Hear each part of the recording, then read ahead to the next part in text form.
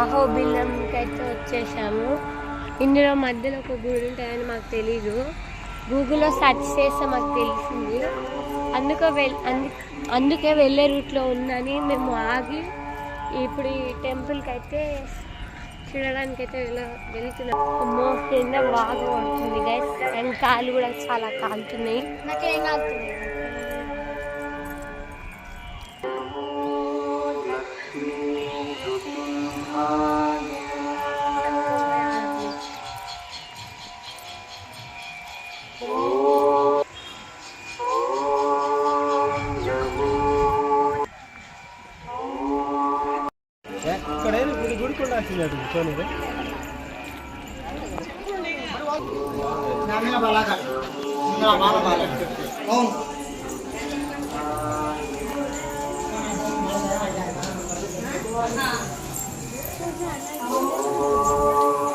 గోపురం దాకా సైన్స్ అన్నమాట.